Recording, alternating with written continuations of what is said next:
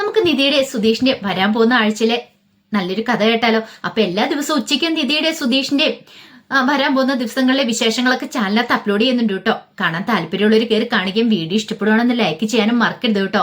അങ്ങനെ നമ്മൾ കാണുന്ന സുനന്ദയ്ക്ക് വേണ്ടിയിട്ട് ആലോചനയൊക്കെ വരുന്നുണ്ട്. പക്ഷേങ്കിൽ സുനന്ദയ്ക്ക് ഇഷ്ടം സുഭാഷിനെയാണല്ലോ. പിന്നീട് സുനന്ദയുടെ അച്ഛൻ വന്നു കഴിഞ്ഞപ്പത്തിന് ആലോചനയെ കൊണ്ടുവരിക. സുനന്ദയ്ക്ക് ഭയങ്കര വിഷമമായിരുന്നു.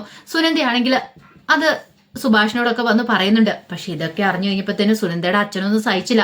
അവരെന്ത് ചെയ്തു? ഒരു കള്ള പരാതി കൊടുത്തു സുഭാഷിനെതിരെ.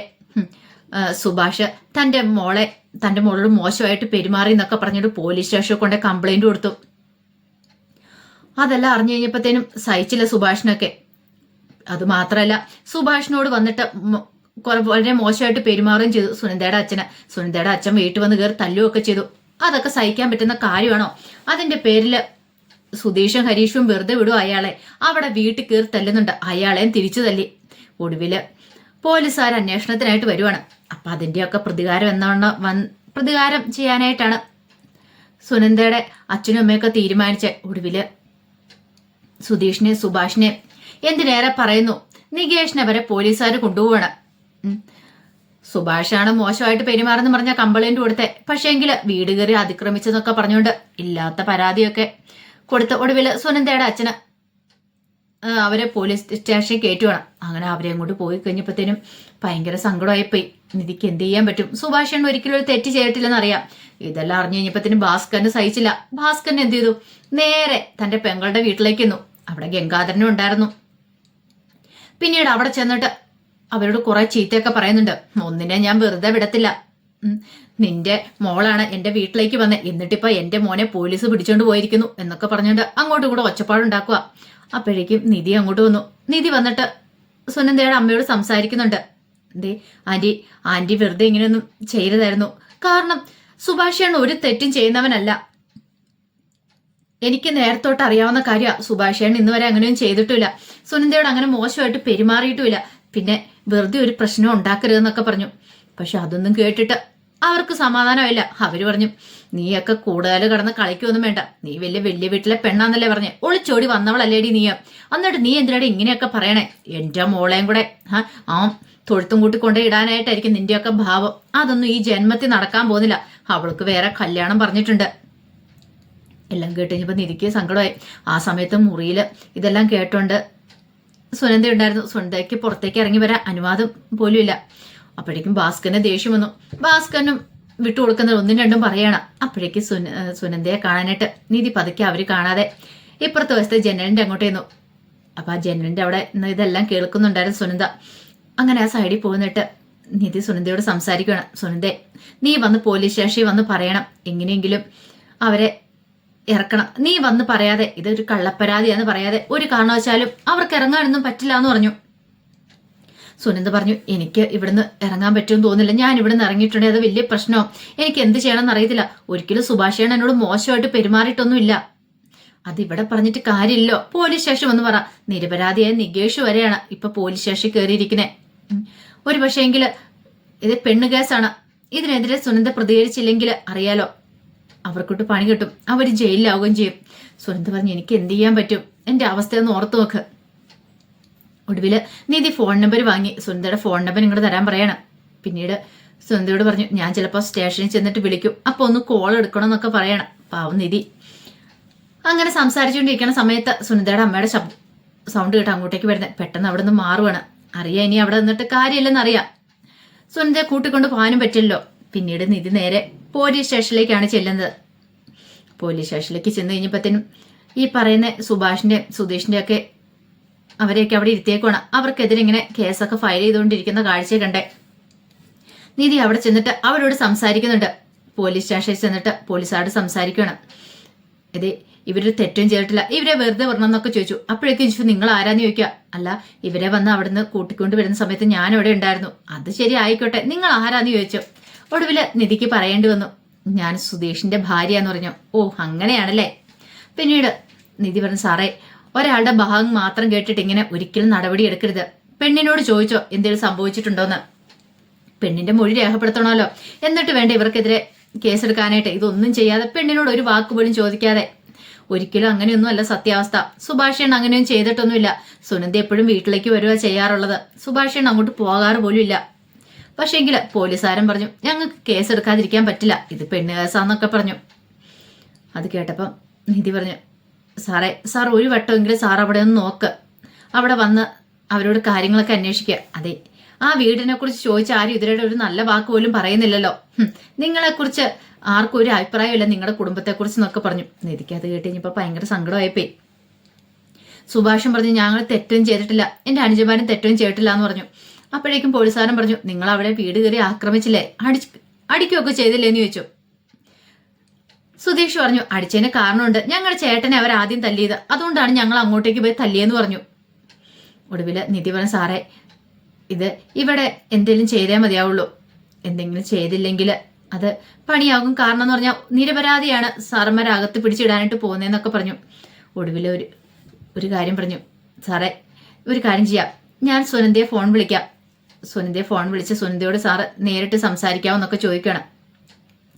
അങ്ങനെ പോലീസുകാരോട് സംസാരിച്ചു. പിന്നീട് നിധി എന്ത് ചെയ്തു, ഫോണുമായിട്ട് പുറത്തേക്ക് വരുവാണ്. ഈ സമയത്ത് സുനന്ദയുടെ അടുത്തേക്ക് സുനന്ദയുടെ അമ്മ വന്നു. അമ്മ വന്നിട്ട് റെഡിയാവാൻ പറയുവാണ്. അപ്പൊ അന്ന് ചെറുക്കൻ കൂട്ടർ കാണാൻ വരുന്നുണ്ട്.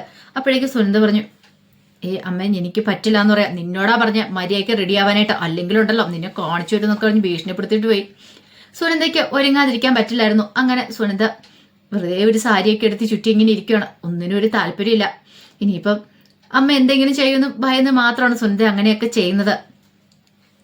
അപ്പോഴാണ് ഫോൺ ബെല്ലടിക്കുന്നത്. ഫോൺ ബെല്ലടിച്ച് നോക്കിക്കഴിഞ്ഞപ്പോഴത്തേനും നിധിയാണ് വിളിക്കുന്നത്. നിധി സുനന്ദയോട് ചോദിച്ചു സുനന്ദ ഞാൻ പറയുന്നത് കേൾക്കുന്നുണ്ടോ, നീ ഇവിടെ വന്ന് പോലീസുകാരോട് സംസാരിക്കണമെന്നാ പറയണേ.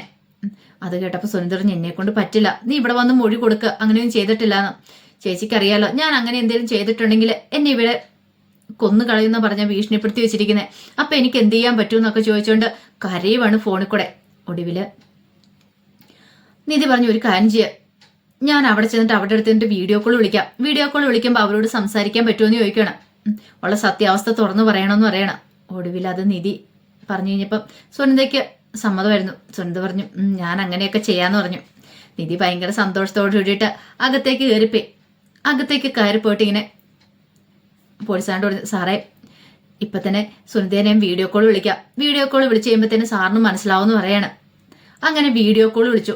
വീഡിയോ കോൾ വിളിച്ച് കോൾ എടുക്കാൻ തുടങ്ങി കഴിഞ്ഞപ്പോൾ സുനന്ദയുടെ അടുത്തേക്ക് സുനന്ദയുടെ അമ്മ വരുന്നത്. എടി നീ ഇതെവിടെ എന്തെടുക്കുവാന്ന് ചോദിച്ചു. ഒന്നുമില്ല അമ്മ. അപ്പോഴാണ് ഫോൺ ബെല്ലടിക്കുന്നത്. ആരാടിന്ന് ചോദിച്ചു. അത് പിന്നെ അമ്മ ഫോൺ എടുത്ത് നോക്കി. ഇവളെന്തിനാടി നിന്നെ വിളിക്കണേന്ന് ചോദിച്ചു. നിധിയാന്ന് മനസ്സിലായി. അത് പിന്നെ അമ്മ ഓഹോ അപ്പൊ അവള് നിന്നെ വിളിക്കുന്നുണ്ടല്ലേ, അപ്പൊ എല്ലാരും കൂടെ ചേർന്ന് ഞങ്ങോട്ട് പണി തരാനല്ലേ, നിന്നെ അങ്ങനെ വെറുതെ വിടുന്നു കരുതിയോ? ഈ ഫോൺ എന്റെ ഇരിക്കട്ടെ, ഇപ്പൊ ഒരുത്തിയും വിളിച്ച് സംസാരിക്കണ്ട. ദേ ഇപ്പൊ തന്നെ ചെക്കനും കൂട്ടരും വരും, മര്യാദയ്ക്ക് മുഖമൊക്കെ കഴിയും നല്ല വൃത്തിക്കിരുന്നോണം. ഈ കോലത്തിൽ ഇറങ്ങി ചെല്ലാനായിട്ട് നീ ഒരുങ്ങിയിട്ടുണ്ടല്ലോ, സാരി ഉടുത്താൽ മാത്രം കാര്യമില്ല, മുഖമൊക്കെ ഇത്തിരി പൗഡർ ഒക്കെ ഇട്ട് നല്ല വൃത്തിക്കിരുന്നോണം എന്ന് പറഞ്ഞ് ഇറങ്ങിപ്പോയി. നിധിയാണെങ്കിലോ സുനന്ദയെ വിളിച്ചിട്ട് എടുക്കാതെ വന്നു കഴിഞ്ഞപ്പത്തിനും പോലീസുകാർ പറഞ്ഞു വിളിച്ചിട്ട് കോള് പോലും എടുക്കുന്നില്ലോ എന്ന് പറയണം. നിധി പറഞ്ഞു സാറേ ചിലപ്പോൾ ഫോൺ വാങ്ങിച്ചു വെച്ചോന്ന് അറിയത്തില്ല സാർ, ഒരു വട്ടം അവിടെ നിന്ന് പോയിട്ടുണ്ട്, കാര്യങ്ങളൊക്കെ അറിയാൻ പറ്റും സാറേ, ഒരു പക്ഷെ വീട്ടുതടങ്കലിലായിരിക്കും, അതുകൊണ്ടായിരിക്കും ഒന്നും പറ്റാത്ത.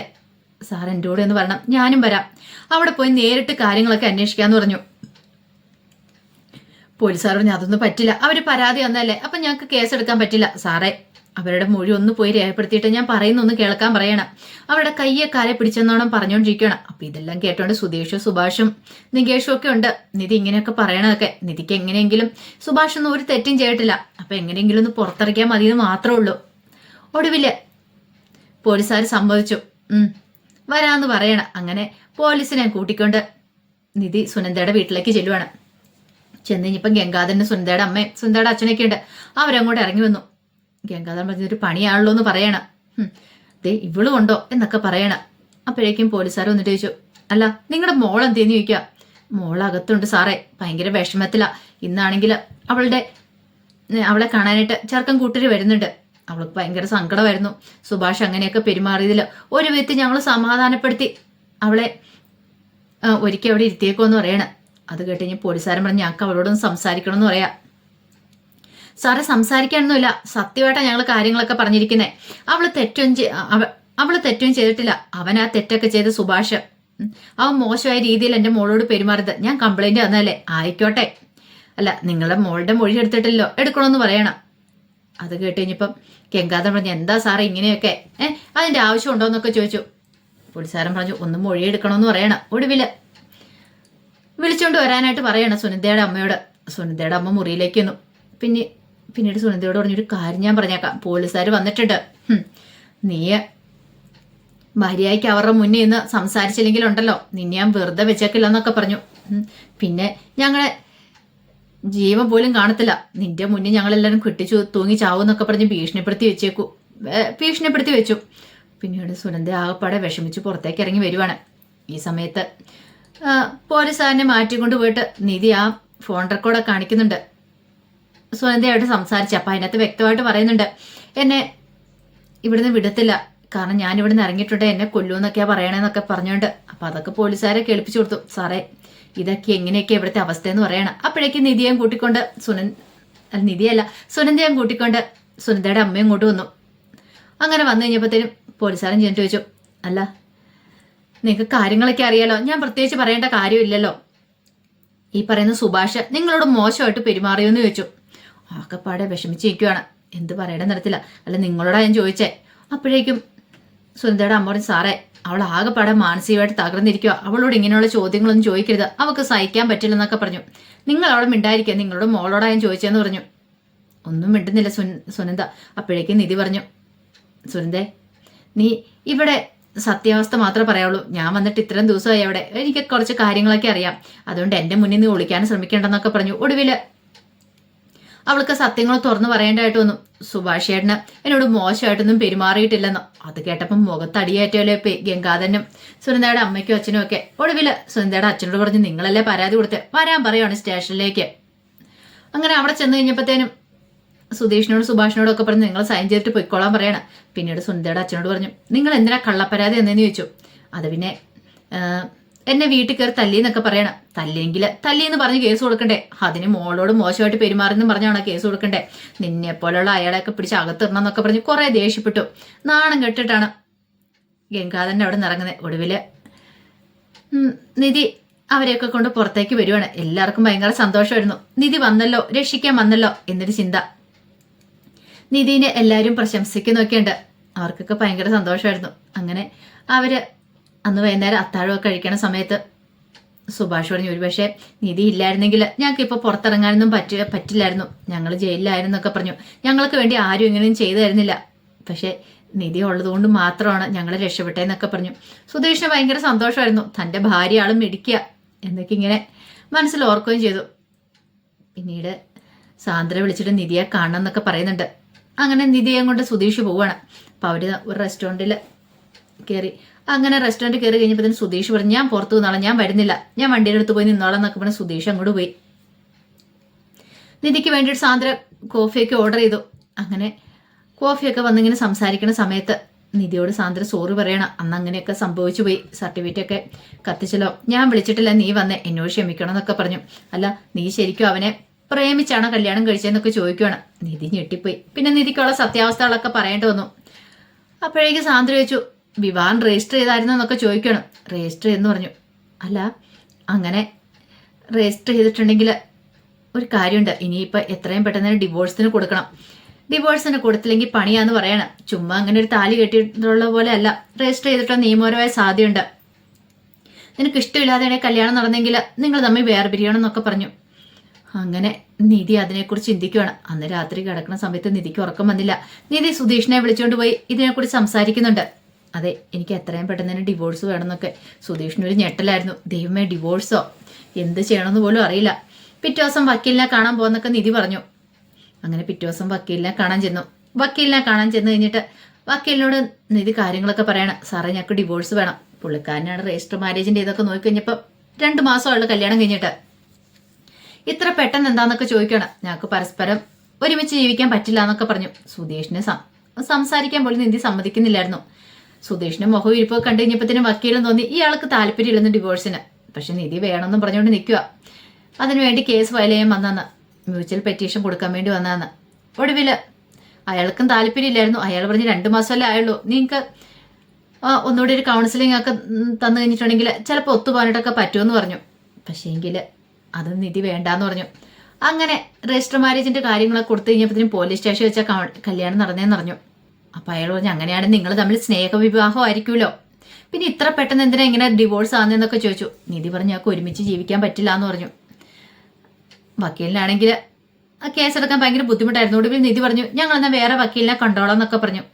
വക്കീൽ പറഞ്ഞു, ശരി കേസ് ഫയൽ ചെയ്യാം, പക്ഷെ ഒരു കാര്യമുണ്ട്, മ്യൂച്വൽ പെറ്റീഷനൊക്കെ അല്ലേ, പക്ഷേ ആധാറൊക്കെ വേണമെന്ന് പറയണം.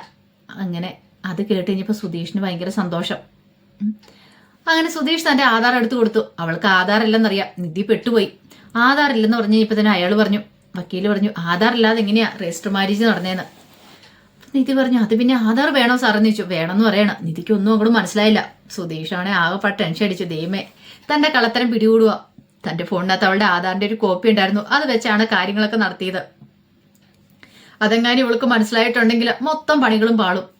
ഒടുവിൽ ആധാറുമായിട്ട് വരാൻ പറഞ്ഞിട്ട് അയാൾ ആ കോപ്പിയൊക്കെ അങ്ങോട്ട് കൊടുത്തു വിട്ടു, രജിസ്റ്റർ മാരേജ് ചെയ്തതിൻ്റെ. അങ്ങനെ നിധി ആകെപ്പാടെ വിഷമിച്ചു വരുവാണ്. ഈ സമയത്ത് സുധീഷിന് മനസ്സിലായി എങ്ങാനും തൻ്റെ കള്ളത്തരം പിടിക്കപ്പെടുമോന്ന്. അപ്പം എങ്ങനെയെങ്കിലും രക്ഷപ്പെട്ടേ മതിയുള്ളൂ. അത് മാത്രമല്ല, ഇവളിനി ഈ വീട്ടിൽ നിന്ന് പോവാനായിട്ടും പാടില്ല, പോവാതിരിക്കണം. അതിനെന്തേലും ഒരു കാര്യം ചെയ്യണം എന്നൊക്കെ തീരുമാനിക്കുകയാണ്. അപ്പം അതിൻ്റെ വിശേഷങ്ങളൊക്കെ നമ്മൾ ഇനി വരാൻ പോകുന്ന ആഴ്ച കാണാൻ പോകുന്നത്. ആ വിശേഷങ്ങൾക്കായി നമുക്ക് എല്ലാവർക്കും കാത്തിരിക്കാം കേട്ടോ. ഒരിക്കൽ കൂടി എല്ലാവർക്കും ശുഭദിനം നേർന്നുകൊണ്ട് നിർത്തുന്നു.